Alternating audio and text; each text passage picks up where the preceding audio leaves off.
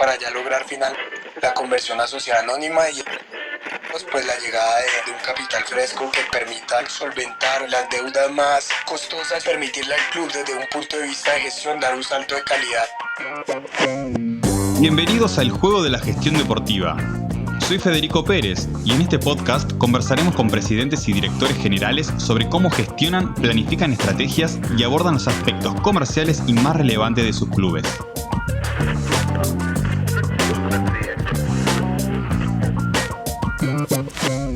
Hoy nos acompaña Nicolás Borrero, consejero del Deportivo Cali, uno de los clubes más importantes de Colombia que atraviesa una profunda crisis financiera y está en proceso de transformarse de asociación a compañía privada. Porque fuera de la cancha se juega otro partido. Empecemos. Hola Nico, ¿cómo estás? Bienvenido a este episodio. La verdad que es un placer enorme contar contigo. Nos conocemos hace bastante tiempo y bueno, me pone muy contento que puedas participar y contar un poco sobre tu experiencia en Deportivo Cali y a nivel profesional. Fede, un gusto estar acá, un saludo a toda la audiencia y bueno, feliz siempre de compartir estos espacios donde podemos compartir perspectivas, conocer de lo que ocurre en los diferentes clubes, en cada uno de los mercados, buscar buenas prácticas y bueno, también profesionalizar un poco más esta bonita industria. Bueno, Nico, muchas gracias. Y ya empiezo a preguntarte, a que me cuentes hoy cómo es tu situación con el club, cómo estás vinculado, porque, bueno, yo te conozco desde la época que empezabas trabajando en el área de marketing, de mercadeo, así que contame un poco hoy desde qué rol estás, qué estuviste haciendo el último tiempo, y si querés empezamos a profundizar sobre la situación actual del Cali. Buenísimo, buenísimo. Entonces, lo primero, hincha.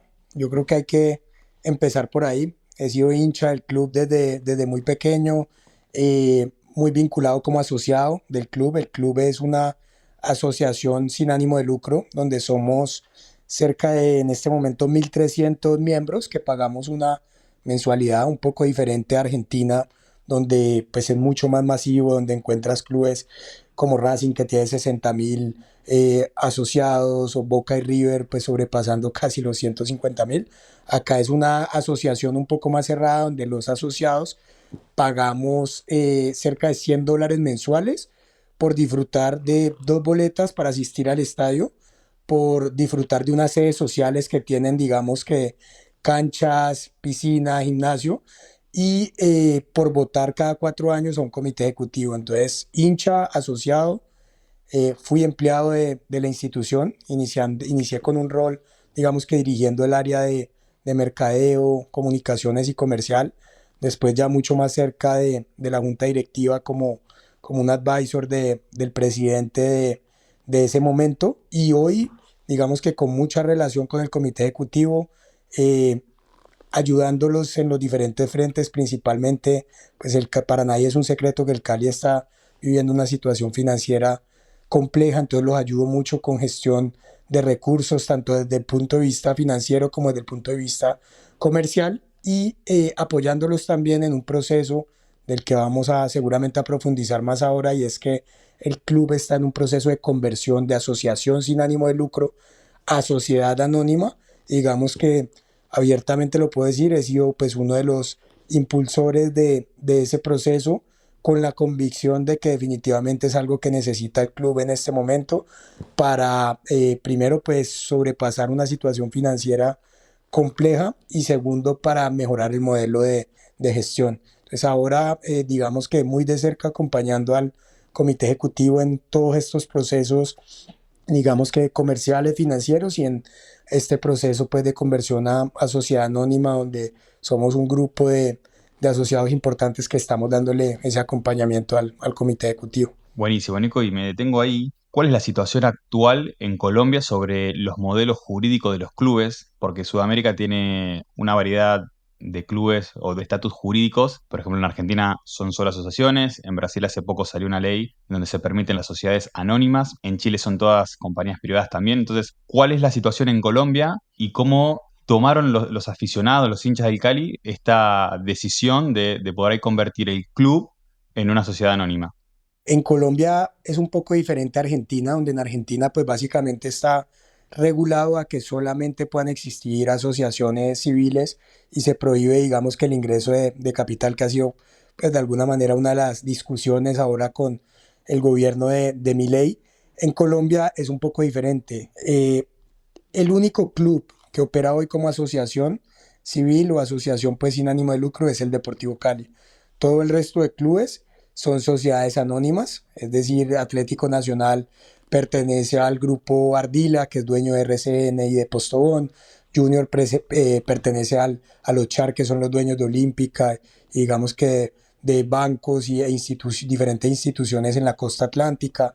América pertenece a Tulio Gómez, que viene del mundo del retail. Independiente Medellín, a Raúl Giraldo, que viene también del mundo del retail. Millonarios pertenece a un fondo internacional que es Amber, que también es dueño del Lens de Francia. Entonces, el único club que hoy funciona como asociación sin ánimo de lucro es el Deportivo Cali. Y yendo un poquito más a la historia de la normatividad, eh, se constituyó una ley del deporte que facilita de alguna manera la conversión de asociaciones sin ánimo de lucro a sociedades anónimas de una manera, digamos, que relativamente sencilla, y blindando el proceso y dando todas las garantías a los asociados, digamos que antiguos, para que puedan de alguna manera generar pues una titularización y no perder de alguna manera pues algunas de sus prerrogativas. Entonces hoy el gobierno permite esa transición de asociaciones civiles a sociedades anónimas, incluso lo facilita vía una ley que es la ley del deporte, que es en la que el Cali de alguna manera está en proceso de generar esa conversión, obviamente con todas las aprobaciones respectivas que se requieren desde el punto de vista estatutario, pasando digamos que por aprobaciones de asambleas, y es un proceso que inició, ya te voy a contar un poco la historia, desde el 2020 en pandemia, y que ha ido surtiendo unos pasos un poco lentos desde mi punto de vista por diferentes temas, pero que ya digamos que eh, será un proceso de más o menos entre 8 meses y un año y 3 meses para ya lograr finalmente la conversión a sociedad anónima, y saliendo todo bien, y es lo que esperamos todos, pues la llegada de un capital fresco que permita, digamos que, garantizar la operación, solventar, digamos que las deudas más costosas y urgentes que tiene el club, y digamos que permitirle al club desde un punto de vista de gestión dar un salto de calidad también en lo deportivo y en lo administrativo. Te pregunto, ¿por qué el Cali llega último, entre todos los clubes que recién decías, a ser una sociedad anónima? Y si esta decisión es una decisión tomada por los hinchas socios a través de una votación, si esto se lo han consultado con alguna encuesta o cómo deciden hacer ese traspaso de asociación sin ánimo de lucro a sociedad anónima. Voy a ir un poco más a la historia. En la época de los años 80, digamos que en Colombia, para nadie es un secreto que hubo un ingreso de dineros oscuros al fútbol colombiano.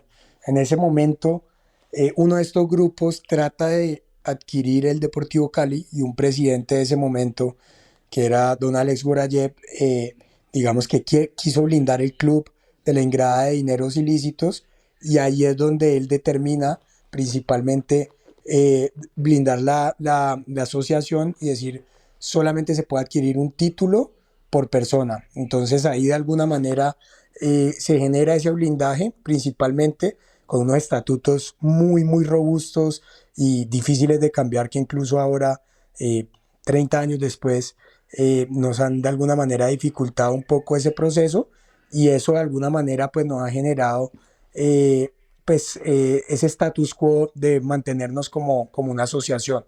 Entonces desde ahí viene ese blindaje del Cali, diferente a los otros clubes que siempre han permitido, digamos que el ingreso de capitales,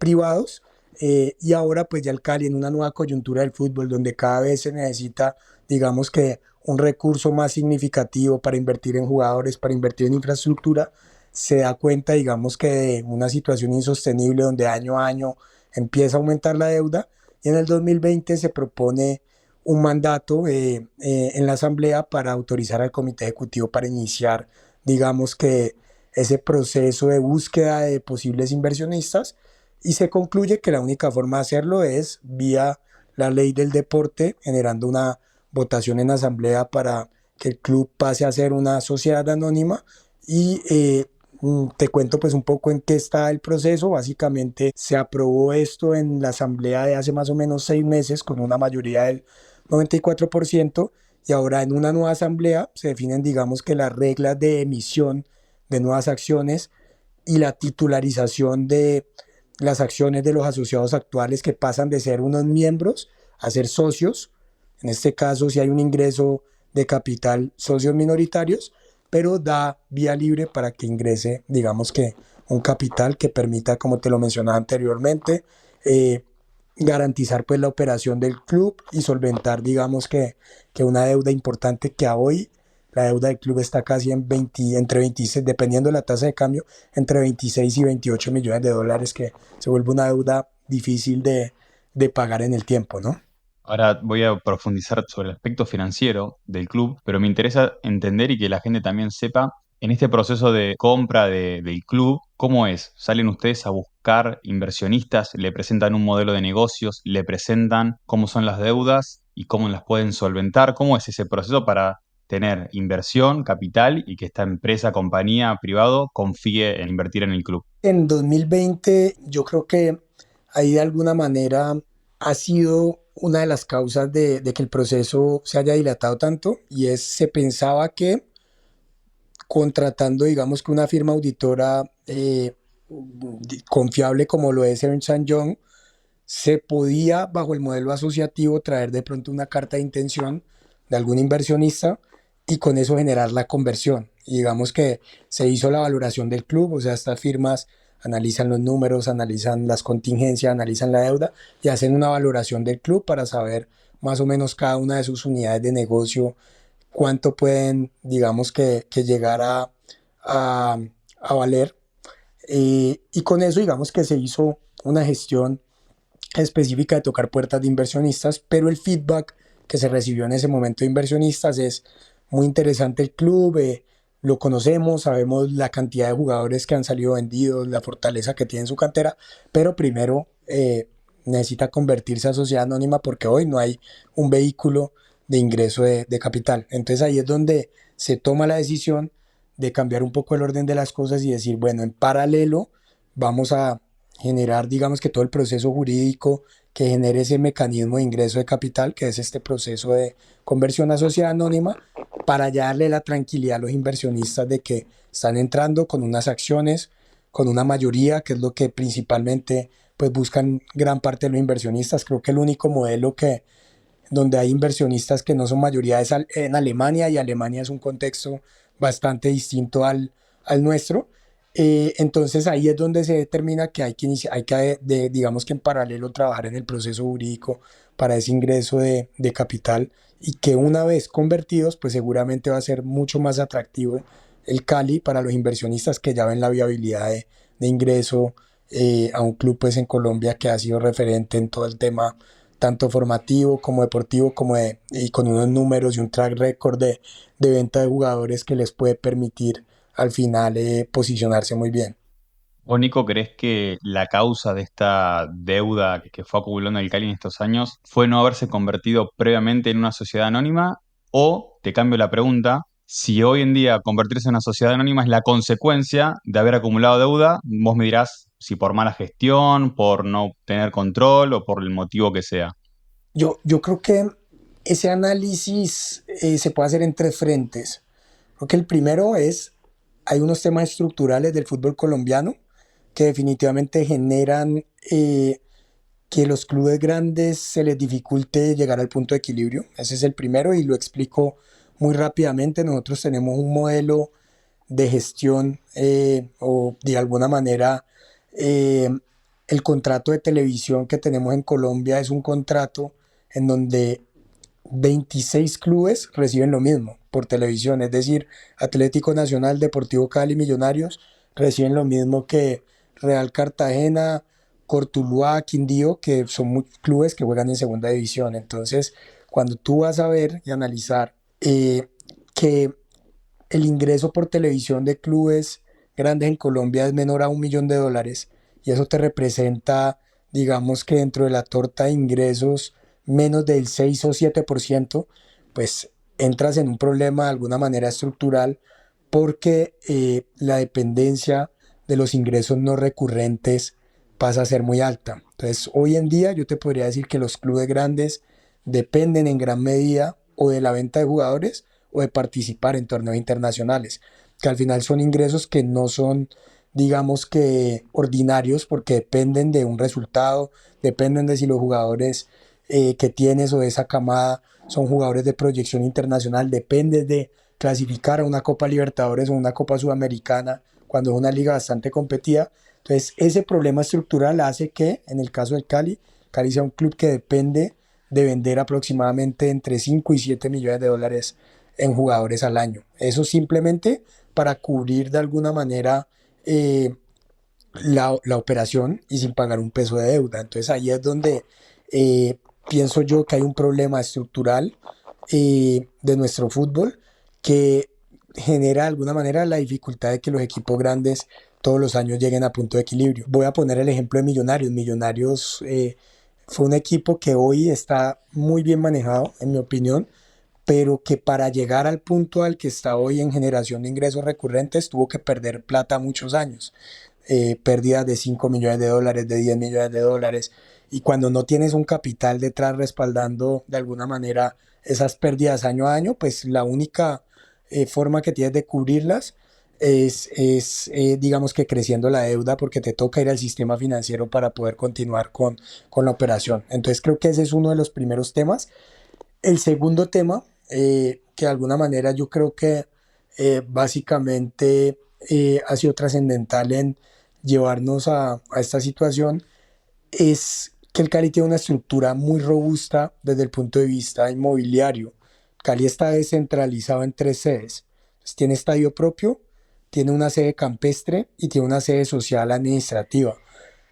Siempre tener activos te da un respaldo patrimonial, pero también genera unos costos de sostenimiento, impuestos prediales, necesitas una administración que de alguna manera te ayude a sostener esos inmuebles. En el caso del Cali también, como somos una asociación, entonces hay unos servicios para los asociados que requieren de una estructura de costo importante. Entonces esto también hace parte de una estructura de costos que es significativa y que hace que de alguna manera la necesidad de ingresos sea también muy alta para poder llegar al punto de equilibrio. Y el tercero, obviamente, y seguramente han habido, digamos que, decisiones estratégicas en diferentes momentos que han de alguna manera contribuido en la crisis y pues son decisiones que pues ocurren en muchas instituciones, creo yo, y es una opinión personal que la más trascendental es que la política de alguna manera ha ido por encima de la gestión en el club y esto va muy de la mano, aunque cuando cada 4 años tienes unas elecciones, pues llegan nuevos dirigentes con nuevas ideas, sin, digamos que, unos lineamientos a largo plazo y la curva de aprendizaje también, digamos que dirigencial, pasa factura porque llegas con nuevas ideas, pero sin el conocimiento pleno de lo que es al final la institución y ya una vez aprenden, pues ya se acaba el periodo. Entonces yo creo que al final eso definitivamente ha tenido un impacto en muchas decisiones, tanto deportivas como administrativas. Hemos tenido momentos en donde han habido salidas en falso también desde el punto de vista dirigencial con temas de inversionistas que de pronto no generaban la confianza pues que amerita un proceso tan delicado como estos, entonces, o se han frenado, digamos que procesos como precisamente el proceso de la conversión a sociedad anónima que de pronto venía bajo unos lineamientos, después se frenó, después se retoma y va muy ligado al tema político. El club ha tenido, para que te hagan una idea, Fede, en los últimos 8 años, 5 presidentes, cosa que inviabiliza mucho al final, digamos que tener un pensamiento estratégico a largo plazo, porque obviamente eh, pues cada cambio trae, digamos que unos cambios de lineamientos, ¿no? Recién hablas de estos distintos activos. ¿Cuál debería ser un modelo de negocio sostenible, ¿no?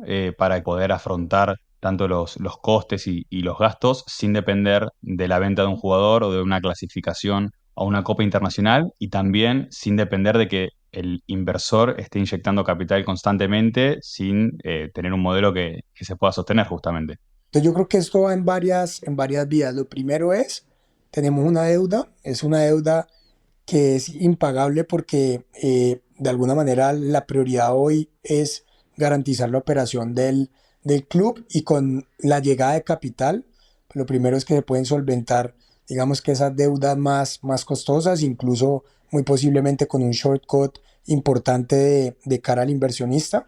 Entonces, eso hace que sea muy necesario el tema del ingreso capital.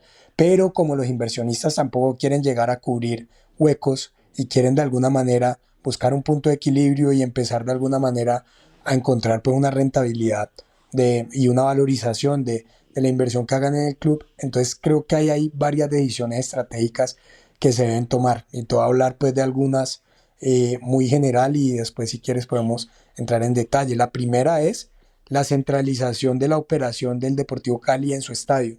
Es decir, si tengo unas sedes que me están generando unos sobrecostos, que además tienen unas oportunidades inmobiliarias de desarrollo que pueden generar, digamos que un recurso fresco para el club, pues yo debo centralizar mi operación en el estadio deportiva y de alguna manera alivianar un poco los gastos que implica tener esos activos. Creo que es una decisión estratégica que podría generar una liberación de caja bastante importante porque voy a ahorrar en impuestos prediales, voy a ahorrar también en la operación de esos inmuebles. Entonces creo que esa es una primera decisión que seguramente un inversionista estratégico que llegue pues va a tratar de tomar la decisión.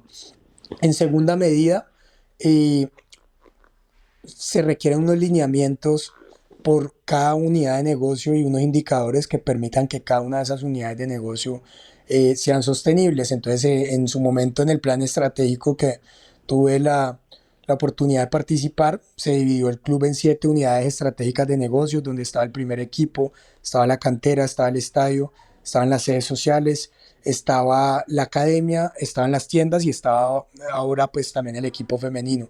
Si se logran unos planes específicos por cada unidad de negocio para buscar un punto de equilibrio, pues vas a llegar, digamos que a esa sostenibilidad específica. Y lo tercero, definitivamente, en el pareto de gastos e ingresos del club, pues donde más representación hay de esto es en el primer equipo. Entonces, tener una cantera fortalecida, tener unos lineamientos donde jugadores canteranos tengan una participación importante del equipo profesional, pero que sean jugadores que lleguen a ya formados, a marcar diferencia como lo hemos tenido, digamos que en diferentes camadas, pues te menciono algunos de los jugadores, Harold Preciado, Rafael Santos Borré, Nicolás Benedetti, en su momento Mario Yepes, pero si tú tienes, digamos que una fortaleza en esa cantera y tienes siempre 4 o 5 jugadores de esa cantera jugando en el primer equipo y además de alguna manera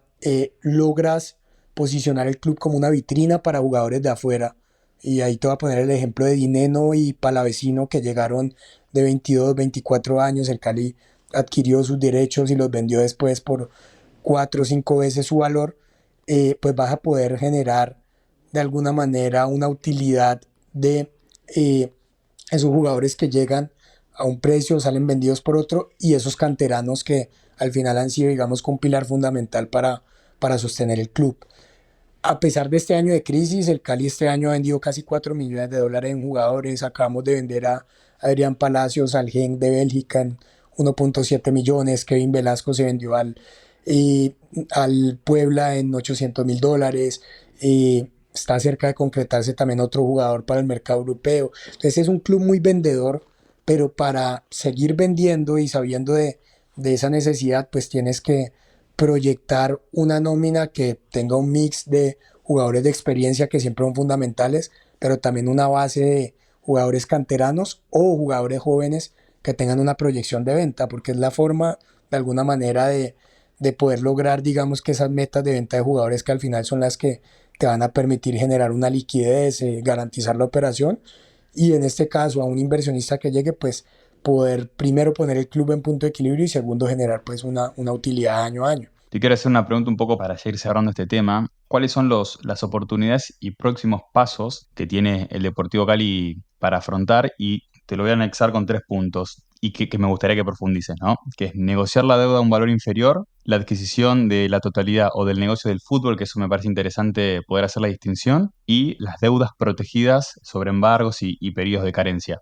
Eh, de alguna manera, lo que se ha identificado es que definitivamente, o sea, y digamos que hay que partir de la pregunta, ¿qué necesita el Cali para salir adelante? Yo creo que ese es como el primer tema. Y cuando tú entras a analizar la situación financiera del club, vas a encontrar que la prioridad va en dos vías. Una en garantizar la operación, o sea, que el club pueda seguir pagando su nómina, que el club pueda seguir contratando jugadores, que el club pueda seguir compitiendo. ¿Por qué? Porque una vez tú te atrases con salarios, pues sabes que hay reglas tanto nacionales como de FIFA, donde puedes perder los derechos de los jugadores o en donde incluso puedes perder el reconocimiento deportivo, que fue lo que le pasó a Cúcuta acá en Colombia. Entonces esa es como la prioridad uno. Entonces tú haces un cálculo de más o menos en los próximos 2 o 3 años qué liquidez necesita el club para garantizar la operación, para ir saliendo a flote, que no sé, te va a dar un valor. Club necesita para su operación 10 millones de dólares para poder operar tranquilo, contratar jugadores. Esto. Ya después tienes unas deudas que sí o sí te toca ir pagando, que son las deudas principalmente con el Estado, que son temas de impuestos, temas de DIAN. Hay unos temas, digamos que laborales, que también son prioritarios, y el Cali en este momento está en un proceso de admisión a una ley, que es la ley 550, donde básicamente el Cali adquiere unos compromisos de pago de esas deudas, pero también eh, esa misma ley te permite reestructurar la deuda y bajar de alguna manera, pues primero la necesidad de caja que necesitas. O sea, básicamente lo que haces es que renegocias con los acreedores a través de esta ley para tener mejores plazos y unas mejores tasas. Entonces, pero es de estricto cumplimiento. Entonces, por eso vas a requerir también un recurso para pagar esas deudas más urgentes, que son, digamos que obligatorias de alguna manera de cumplir con esos acuerdos de pago. Entonces, ahí es donde, retomando un poco, vas a requerir un capital para garantizar la operación y un capital para renegociar y para poder pagar, digamos que esas deudas e ir saliendo, digamos que de a poco adelante. Eso es como, digamos, que se viene estructurando, digamos, que el tema y para eso se necesita una emisión de acciones y con ese capital, pues de alguna manera, obviamente poder cubrir tanto la operación como poder garantizar el pago de esas deudas e ir de alguna manera disminuyendo el pasivo que hoy es un pasivo pues que está alto.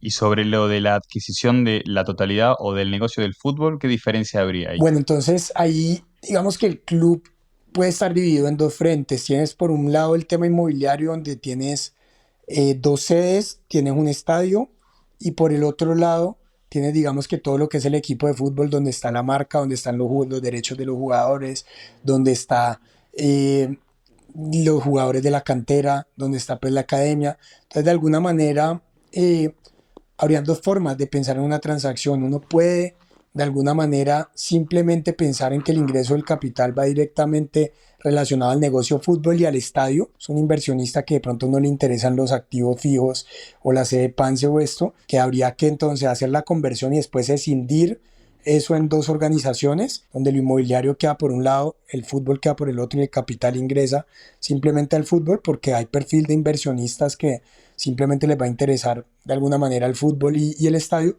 o la otra opción es que el capital ingrese directamente digamos que a toda la sociedad que involucra también esos bienes inmobiliarios. Yo creo que eso va a depender mucho del perfil del inversionista y con eso de alguna manera eh, se podrá construir, digamos que el modelo jurídico específico una vez ya estemos convertidos en sociedad anónima. Ya convertidos como sociedad anónima, básicamente se puede moldear de alguna manera el vehículo para que el recurso ingrese de acuerdo también a los intereses del inversionista, ¿no? ¿Tienen en vistas algún club que haya adoptado este modelo dual? Sí, por ejemplo, incluso hace un par de años yo estuve visitando clubes en México que han vivido este proceso de transición de alguna manera a sociedad anónima. y que habían sido asociación en un pasado. Y voy a poner el ejemplo de Atlas. Atlas, digamos que tenía una situación muy similar a la del Cali. Era una asociación civil, habían unos asociados que tenían unos derechos, tenían acceso a unas sedes.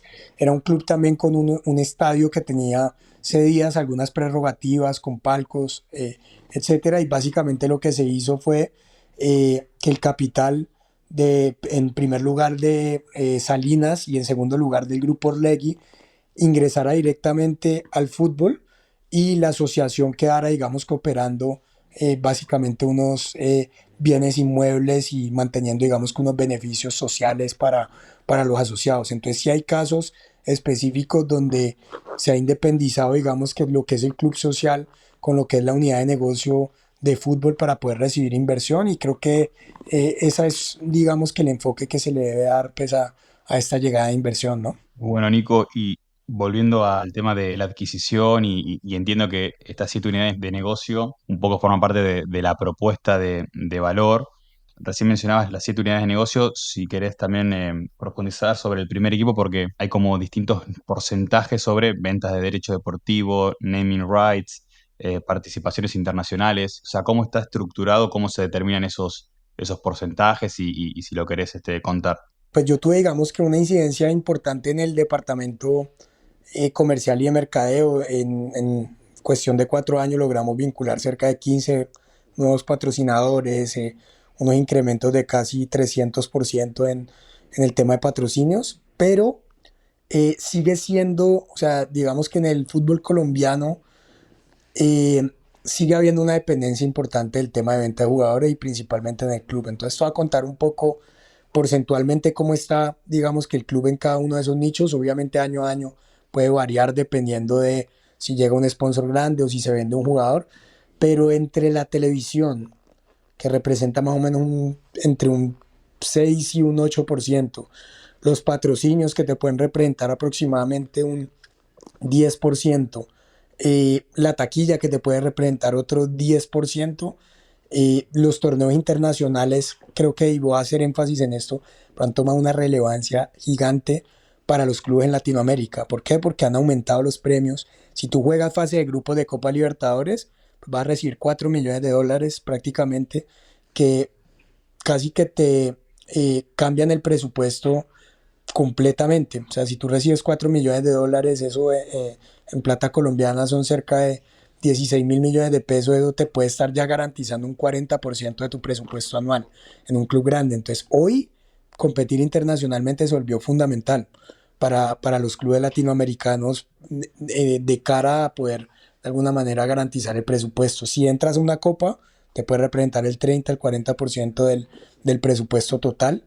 Tienes luego el tema del aporte de los asociados, que es otro de los problemas estructurales que tenemos. Hoy los asociados solamente cubrimos el 4%, el 4 y el 6% del sostenimiento del club. Y ahí te das cuenta que entre todos los ingresos ordinarios no llegas a cubrir casi que ni siquiera el 60% de los ingresos del club, dejando casi que en una dependencia un 40% del cubrimiento pues, de los costos en participar en un torneo internacional o en vender jugadores. Por eso es que yo te hablaba siempre de que hay que alivianar la estructura del club. ¿Cómo se hace eso? Con una centralización de el club en su estadio y adelgazar obviamente, digamos que esos costos administrativos que requiere toda esa operación de esos bienes inmuebles y de la asociación como tal y darle de alguna manera una prioridad a los procesos pues, de formación de jugadores, acompañados de unos jugadores referentes para que a un costo no tan alto de nómina se puedan lograr resultados deportivos y se puedan proyectar jugadores en venta al final. Entiendo, Nico, que eso también te ha tocado vivirlo en carne propia cuando estabas en tu rol de marketing y comercial y el desafío de cómo generar más ingresos y al mismo tiempo que representen un porcentaje tan bajo. Y esto te lo anexo con cuál es la situación o cuál crees que puede ser la solución en el fútbol colombiano en general para que esta distribución sea un poco más pareja, equitativa y quizás un derecho de televisación esté diversificado, no solamente que sea igual para todos, sino que esté orientado también a resultados, a ticketing y demás. Entonces, ¿Cuál vos crees que puede ser una solución posible para esto y qué desafíos se encuentran? Creo que esa discusión está empezando porque el contrato de televisión se vence en 2026 y hay que mirar modelos de referencia a nivel mundial y yo creo que el modelo inglés, el modelo español, pues son modelos muy interesantes para mirar, donde pienso yo que aquí hay que analizar de alguna manera dos frentes. Uno, cuál es el ideal y dos, cuál es el realista, porque vas a tener muchas situaciones políticas que no van a permitir que tú digas este es el modelo idóneo y los equipos de segunda división entonces se les baja el derecho de televisión y a los grandes se les sube ya porque no la van a aceptar. Y la DIMAYOR hoy pues funciona como un ente democrático donde todos tienen un voto. Entonces desde ahí, desde esa perspectiva yo siento que el modelo inglés es un modelo referente que uno debe mirar donde hay un monto fijo para todos los clubes. ¿Por qué? Porque cada club va a tener su piso y a la hora de aprobar de alguna manera un nuevo modelo, pues va a ser fundamental que cada club se sienta tranquilo con que va a recibir lo mismo que venía recibiendo por lo menos o va a recibir un poco más y ya después entrar a mirar esos variables por club, en donde yo creo que el rating va a ser, digamos que una unidad medible fundamental para poder, eh, digamos que por mérito que los clubes que generan mayor rating puedan recibir más. Creo que es el tema de taquillas también va a ser algo interesante. Aquellos clubes que llenen el estadio que puedan tener unos incentivos y obviamente el tema de mérito deportivo. Yo creo que premiar el mérito deportivo siempre va a ser un incentivo, digamos que muy importante y va a fomentar también que se hagan bien las cosas en el fútbol colombiano. Entonces yo creo que va a ser fundamental en primera medida mirar cómo se estructura eso con un componente fijo y unos componentes variables muy alineados a los clubes que hagan bien las cosas y que obviamente también muevan masas. Y ya después pienso yo que debe haber un proceso riguroso en la escogencia de quién va a ser quién se va a quedar pues con el contrato de televisión. Si es Win, pues que el valor obviamente puede aumentar. Si es algún otro oferente, pues que pueda hacer obviamente un mejor contrato, porque el valor total del contrato también va a depender pues el ingreso que puede llegar a tener, que pueden llegar a tener esos clubes grandes. Yo siempre pues pongo un ejemplo. Deportivo Cali recibe cerca de $1 millón por derechos de televisión. Sporting Cristal y muchos clubes en Perú en su momento han recibido 5 millones, 4 millones. En Chile los equipos grandes reciben 5 millones. Bueno, en Ecuador ahora entiendo que hay un lío con el tema de los derechos, pero también son clubes que históricamente han recibido más, entonces nosotros tenemos que buscar acercarnos a esos niveles de ingreso para poder competir mejor internacionalmente. Independientemente de la distribución equitativa, ¿por qué son tan bajos esos montos, ¿no? Porque recién comparás con nosotros países de Latinoamérica y podemos considerar que la Liga de Colombia puede ser bastante similar a la de Chile, a la de Perú, a la de Ecuador. ¿Por qué es mucho menor el número? Yo creo que definitivamente uno es la distribución, o sea, lo que yo te decía es un modelo que yo creo que cuesta encontrarlo, donde pues al final un club de segunda división reciba lo mismo que el club campeón de primera división. Ese es uno de los componentes. Y el segundo es un análisis que hay que entrar a hacer de cuánto debe ser el valor real de los derechos, que entiendo que en Dimayor ya vienen trabajando en eso. Colombia es un país futbolero, Colombia es un país donde hay un número de suscriptores importante a los cableoperadores y de ese análisis seguramente puede mejorar mucho el contrato. Creo que también en la misma situación financiera de los clubes posiblemente puede haber hecho que se tomen decisiones con afugia económica de recibir anticipos de diferentes tipos de contrato y ahí puede que también se hayan, digamos que, suscrito contratos de pronto a largo plazo en diferentes frentes que limitan pues ese ingreso, ¿no?